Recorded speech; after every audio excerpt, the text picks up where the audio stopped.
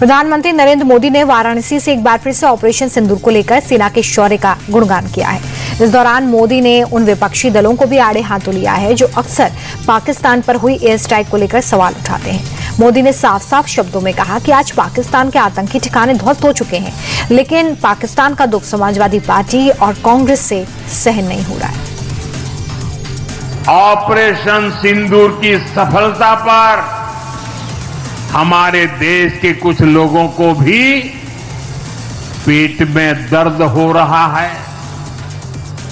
ये कांग्रेस पार्टी और उनके चेले चपाटे, उनके दोस्त इस बात को पचा नहीं पा रहे कि भारत ने पाकिस्तान के आतंकी ठिकानों को तबाह कर दिया। मोदी के बाद सीएम योगी मैदान में आए। उन्होंने भी विरोधियों पर चुन चुन कर निशाना लगाया। योगी ने कहा कि पूरी दुनिया ने ऑपरेशन सिंदूर के जरिए भारत की ताकत का एहसास किया। दुश्मनों के घर में घुसकर मारने की क्षमता सिर्फ भारत में है और ये बात पूरी दुनिया को पता लग गई है। पूरी दुनिया ने ऑपरेशन सिंदूर के माध्यम से भारत के सामर्थ्य और भारत की शक्ति का एहसास किया है।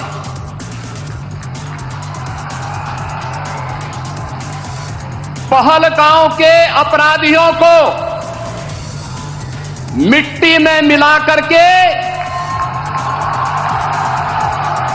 दुश्मन के घर में घुस करके उनका खात्मा करने का वादा भारत रखता है, नया भारत रखता है।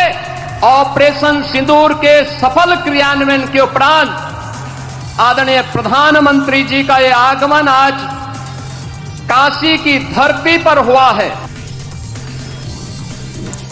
और अब बात चुनावी राज्य बिहार की करते हैं, जहां पर इन दिनों वोटर लिस्ट रिवीजन को लेकर सियासी गहमागहमी जारी है।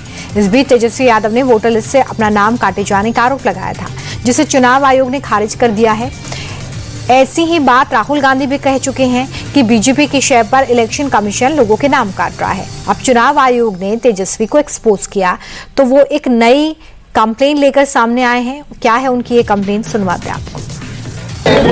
ईपीआईसी नंबर नहीं बदलता है, कैसे बदला है, क्या बदला है? अगर मीणा बदल सकता है तो ऐसे कितने लोगों का ईपीआईसी नंबर बदला होगा? ये तो विषय है।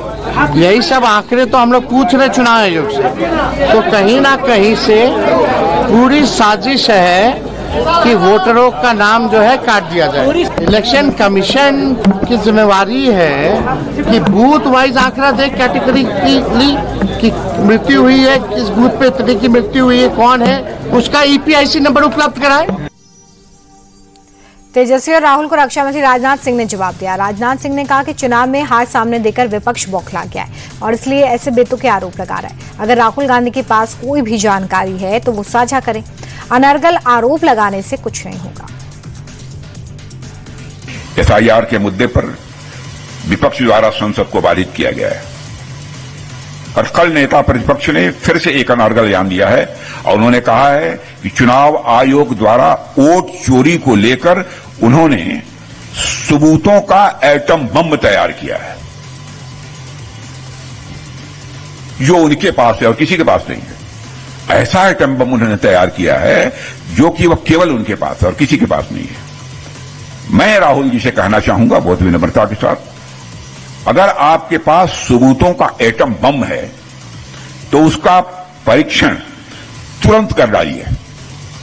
एटॉमिक टेस्ट तुरंत हो जाना चाहिए। सारे सबूत जनता के सामने रखिए, सारे सबूत जनता के सामने रखिए। मगर सच्चाई यह है कि उनके पास न कोई तथ्य है, न सबूत है। सनसनीखेज बातें करना उनकी पुरानी आदत है। मालेगांव ब्लास्ट केस में सभी आरोपियों की रिहाई के बाद कई सनसनीखेज खुलासे हो रहे हैं। इसी कड़ी में पूर्व बीजेपी सांसद प्रज्ञा ठाकुर ने बड़ा आरोप लगाया।